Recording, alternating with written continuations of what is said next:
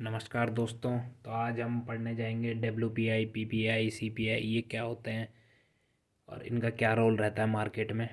तो भाई PPI कई लोग कहेंगे ये तो हमने कभी सुना भी नहीं है ना, इंडिया में हम इसको इंक्लूड करते हैं, ये इंडिया में तो इसका यूज़ होता ही नहीं है, तो फिर क्यों पढ़ें हम।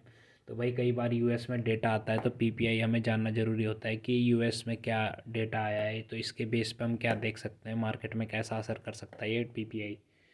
तो पीपीआई क्या होता है, पहले पीपीआई को ही लेके चलेंगे हम। Producer price index. जब कोई गुड, ठीक है, बनने जा रहा है, कोई भी गुड है वो तैयार हो रहा है, जैसे गुड गुड क्या कर रहा है, एक प्रोड्यूस हो रहा है एक जगह पे, ठीक है। अब जब ये एंटर करके गुड्स तैयार होके जब निकला, समझ रहे हो, जब ये प्रोड्यूस होके निकलेगा, इसको हम क्या बोलेंगे भाई। प्रोडक्शन प्लेस, ये गुड्स को छोड़ चुका है, मान लो ये प्रोडक्शन जहाँ पे प्रोड्यूस हो रहा था फैक्ट्री में, यहाँ से निकल के अब चले जा चुका है। अब हम इसको कैलकुलेट करते हैं एक जगह पे, तो इसको हम बोलते हैं आउटपुट पीपीआई। आउटपुट कितनी निकली है भाई इसकी, ठीक है, आउटपुट पीपीआई। तो ये चीज़ होती है भाई।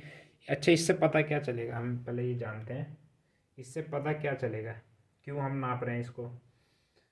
तो हम इसका देखते हैं एवरेज प्राइस क्या हो रहा है चेंज बार बार एक प्रोडक्ट पे। ये जैसे आपको चॉकलेट लेने जानी तो उस प्रोडक्ट पे क्या चेंज हो रहा है, एवरेज प्राइस क्या निकल सकता है उसका एवरेज प्राइस गुड सर्विस को जोड़ करके।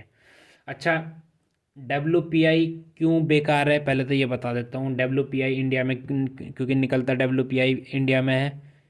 अच्छा, ये पॉइंट ऑफ व्यू किसके होते हैं, ये किसके लिए होता है पीपीआई को।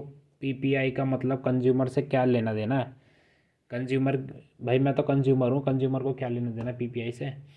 देखो भाई, पॉइंट ऑफ व्यू अगर देखेंगे तो सीपीआई होता है कंज्यूमर के लिए, बट अगर कोई उद्योगपति एंटरप्रेन्योरशिप जो करते हैं या कोई बड़ा बिजनेसमैन है उनके लिए जो होता है पॉइंट ऑफ व्यू, वो होलसेल प्राइस या प्रोड्यूसर प्राइस के देखता है, ठीक है। अब हम देखेंगे कि भाई ये जो चीज़ है, ये प्रोड्यूसर है और होलसेलर है, होलसेल प्राइस इंडेक्स, ये WPI बेकार क्यों है इससे, ठीक है। ये बता देता हूँ पहले भाई। प्रोड्यूस पीपीआई में गुड्स और सर्विस दोनों इंक्लूड होती है, ठीक है। अच्छा, सर्विस का कंट्रीब्यूशन कितना होता है, 60%। वही चीज़ अगर हम WPI में देखें इंडिया में जो निकलता है, तो इंडिया में सिर्फ गुड्स को इंक्लूड करा जाता है, सर्विसेज इंक्लूड नहीं है इसमें। और जबकि सर्विस कंट्रीब्यूट करती है 60%, इसलिए भी इंडिया तब से सोच रहा है कि WPI को हटाएंगे हम। अच्छा, फिर अब देखते हैं हम रिटेलर और ये कंज्यूमर का। अच्छा, ये बता देता हूँ पहले, जैसे मान लो कोई भी प्रोडक्ट है, एग्जांपल समझो, 100 रुपये का कोई प्रोडक्ट है, ठीक है, इसकी वृद्धि हुई है, ये यहाँ से ट्रांसपोर्ट लग गया। अच्छा, इसमें ट्रांसपोर्ट नहीं लगता है, पीपीआई में ट्रांसपोर्ट इंक्लूड नहीं होता है, इसमें ट्रांसपोर्ट वगैरह इंक्लूड होगा, वेयर हाउसिंग चार्जेस लग लग के ये मान लो 120 रुपये का हो गया, तो इसमें कितने की वृद्धि होगी, 20% की, समझ गए। अब WPI कितना आएगा, 20% इंक्रीज। और यही चीज़ अगर यहाँ से कंज्यूमर के पास तक पहुँची 140 रुपये में, तो कितने की वृद्धि हो जाएगी CPI में, 40%, ठीक है, समझ के, नॉर्मल बात है। CPI क्या होता है, अब देखेंगे हम कि कंज्यूमर का पॉइंट ऑफ व्यू और CPI होता क्या है। क्योंकि देखो WPI उतना खास नहीं है, कल बता दिया था मैंने, कुछ 697 कुछ बास्केट में डलते हैं, इतने इतने ही इंक्लूड होते हैं इसमें गुड्स। तो ये हटाएंगे हम, अब देखेंगे हम CPI होता क्या है भाई। CPI क्योंकि सबसे ज़्यादा इंपॉर्टेंट CPI है, कल डेटा भी आया है USA का और इंडिया का, तो हम CPI देखेंगे सबसे पहले, CPI होता क्या है। CPI यहाँ लिख देता हूँ, CPI। तो भाई इसको बोलते हैं हम कंज्यूमर प्राइस इंडेक्स, इसको निकालता कौन है, NSO, ठीक है, नेशनल स्टैटिस्टिकल ऑफिसर। और इसके जो कंपोनेंट होते हैं, कंपोनेंट बता देता हूँ पहले भाई। ये कंपोनेंट है इसके, कंज्यूमर कंजम्पशन मतलब जो लोग जो जितना कंज्यूम कर रहे हैं वो क्या चीज़ कर रहे हैं, ठीक है। तो वो चीज़ हम देखेंगे, फूड, हाउसिंग, फ्यूल, और यहाँ पर देखेंगे हम क्लोथिंग, तंबाकू और पान, और ये मिसलेनियस जो अदर गुड्स हुए। अच्छा, इसमें फूड एंड बेवरेजेस जो होते हैं, कितना एक व्यक्ति कितना कंज्यूम कर रहा है खाना, तो इनका डेटा भी भाई एक डेज लेके चलते हैं हम कि कितना डेज में होता है भाई, ये जैसे 7 दिन में ये नापते हैं, क्योंकि हम नाप सकते हैं ना कि आदमी 7 दिन में कितना चीज़ें खा रहा है। अगर मान लो हाउसिंग की बात आएगी या रेंट वगैरह की बात आएगी, तो इसको थोड़ी नाप सकते हैं हम 7 दिन में, इसको तो पर मंथ के हिसाब से देखते हैं हम। देते नहीं है भाई, 3,000 रुपये पकड़ो लो कमरे के, पर मंथ के हिसाब से। तो ये चीज़ इस हिसाब से आती है। वही चीज़ तंबाकू के लिए है, वो ये भी 7 दिन के हिसाब से नापेगा। इससे हम डेटा निकाल सकते हैं, मतलब इतना कंजम्पशन कर रहा है कोई भी व्यक्ति। अच्छा, एक और चीज़ होती है कि इसमें कितने तरह के होते हैं सीपीआई। भाई कई लोगों ने देखे होंगे, कोई जानता होगा अगर, तो 4 तरह के होते हैं, 4 टाइप के सीपीआई। और बहुत इंपॉर्टेंट है ये 4 टाइप, इसी में छुपा है कि मॉनेटरी पॉलिसी कैसे आती है। इसी में पता लगेगा कि डीए क्या होता है। डीए कई बोलते हैं ना कि भाई टीवी में आ गया भाई हमारा तो डीए बढ़ गया, अब फौजी लोग होंगे वो कहते हैं डीए बढ़ता है हमारा, तो वो चीज़ समझेंगे डीए होता क्या है, कैसे बढ़ता है। तो एक होता है CPI-IW, यहाँ लिख देता हूँ CPI-IW। ये क्या चीज़ है भाई, ये पहले चारों टाइप लिख देता हूँ एक बार।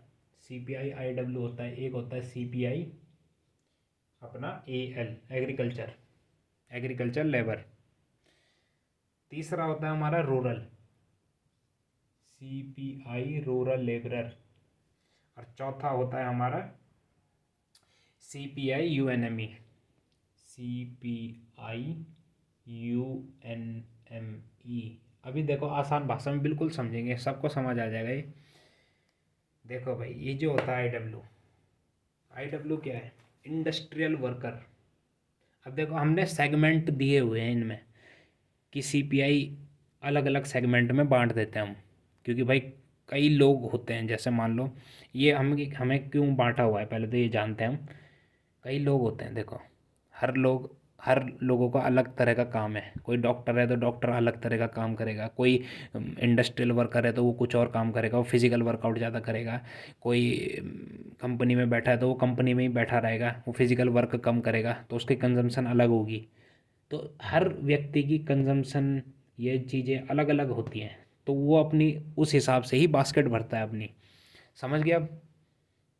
अब देखते हैं, अब जैसे जिम वाले हैं, जिम वाले क्या करेंगे, जिम वाले डाइट अच्छी लेते हैं, प्रोटीन ज़्यादा लेते हैं, वो इनटेक ज़्यादा करते हैं, तो उनका जो खाने का रहेगा वो ज़्यादा इनटेक रहेगा, तो उनका फूड भी उसमें कंजम्पशन ज़्यादा रहेगा, फूड एंड बेवरेजेस में। ठीक है, तो अब हम देखते हैं ये क्या चीज़ है भाई, चार, ये क्या इफेक्ट डालती है, क्यों बेनिफिट, क्या इनका फ़र्क पड़ता है हमारा। तो अब देखेंगे हम, ये पैटर्न होते हैं ना इनके। अब जो सीपीआई है, इंडस्ट्रियल वर्कर, अच्छा इनको निकालता कौन है पहले ये भी जानना जरूरी है। इनको निकाल कौन रहा है डेटा को, तो मिनिस्ट्री ऑफ लेबर निकालती है इसको, तो लेबर ब्यूरो डाल देते, मिनिस्ट्री ऑफ लेबर। ठीक है, ये चीज़ इनको निकालती है। और वो जो चौथा वाला है वो एनएसओ निकालता है इसे, एनएसओ। समझ गए, वैसे सब उसी के अंडर में आता है एनएसओ के। अब हम देखेंगे कि भाई ये कैसे इफेक्ट डाल रहा है। यूएनएमई, यूएनएमई है क्या पहले तो ये जान लेते हैं, कई लोग सोच रहे हैं पता नहीं क्या वर्ड दे दिया। तो ये है भाई अर्बन नॉन मैनुअल एम्प्लॉयज़। समझ गए। तो इसमें क्या ये होते हैं जो देखे होंगे, कई लोग जो होते हैं अपने नॉलेज के बलबूते पर एक जगह पर बैठ जाते हैं और एक ही जगह पर वर्क फ्रॉम होम करते हैं, या कोई वर्क ज़्यादा होता है कंपनीज़ में वर्क करते हैं जो टैली, तो वो सब चीज़ इसमें आएंगे, प्राइवेट जॉब्स वगैरह, तो वो इसमें आएगा। और इन्हीं के उस पर हम क्या करेंगे, इस इसी इसी के थ्रू सीपीआई यूएनएमई के थ्रू ही हमारा वो निकलता है क्या, आपका डियरनेस अलाउंस, इसी को बोलते हैं डीए। तो ये चीज़ है। अच्छा, ये भी इम्पोर्टेंट है कि भाई कि हर जगह में अलग अलग कंजम्पशन होता है, पर जो हमारा ये है मॉनेटरी पॉलिसी, मैंने कहा था ना मॉनेटरी पॉलिसी बहुत इंपॉर्टेंट होती है। मॉनेटरी पॉलिसी जब निकलती है, आरबीआई लाता है, वेडनेसडे या थर्सडे को जब भी आती है तो मॉनेटरी पॉलिसी आती है। तो भाई ये कैसे निकलता है, इसका रिलेशन क्या है इन चीज़ों से। तो सीपीआई महंगाई कहाँ पे है, सीपीआई कंज्यूमर प्राइस इंडेक्स कहाँ का, रूरल का और अर्बन का, दोनों को प्लस करके एक नया निकाला था गवर्नमेंट ने, सीपीआईसी कंबाइन बोलते हैं इसको। इसी बेस पर, सीपीआईसी के कंबाइन के बेस पर हमारा वो निकलता है क्या, मॉनेटरी पॉलिसी। इसी तो भाई देख लो इतना इम्पोर्टेंट रोल रहता है सीपीआई का। सीपीआई की वजह से ही हम सब कुछ इन्फ्लेशन को देखते हैं कि कितना अच्छा ये जितना घटा हुआ मिलेगा सीपीआई, कल भी बताया था मैंने, उतना ही अच्छा रहता है गवर्नमेंट इंडियन इकोनॉमी के लिए। और जितना बढ़ा हुआ आएगा ये उतना बेकार रहता है। ठीक है, समझ गया बात, क्या इसके खास वो रहते हैं, इम्पोर्टेंस क्या है इसकी। अच्छा एक और चीज़ है कि हाउसिंग इन्फ्लेशन नहीं इंक्लूड होता है इसमें, क्योंकि हाई रूरल वाले में, क्योंकि क्या होता है कि हर जगह का अपने अपने हिसाब से प्राइस रहता है। अब गांव में आप जाएंगे या कहीं जहाँ आप रह रहे होंगे गांव की तरफ, तो वहाँ 2,000 रुपये या 3,000 रुपये इतना रेंट होगा। पर वही चीज़ अगर हम दिल्ली शहर में या बेंगलोर में जाएंगे तो 15,000 का वो रहेगा प्राइस, उसी सेम रेंट का। तो अर्बन का अलग रहता है, रूरल का अलग रहता है। तो अब हम देखेंगे कि भाई ये समझ आ गया पूरा सीपीआई क्या होता है, कैसे ये इंक्लूड होता है, क्यों हम इसको यूज़ करते हैं, कैसे गवर्नमेंट इसको चलाती है। तो ये चीज़ है भाई। तो सीपीआई किसके नज़रिए से होता है, पॉइंट ऑफ व्यू किसका होता है, ये हमारा कस्टमर जो हम है। अच्छा निकलती कैसे है ये भी तो जानना ज़रूरी है, सीपीआई निकलेगा कैसे। तो ये समझ गए ना, चार चीज़ बहुत इंपॉर्टेंट चीज़ है ये चार। अब देखेंगे हम सीपीआई निकलता कैसे है। तो सीपीआई का फॉर्मूला होता है cost of the market in given year, CPI equal to cost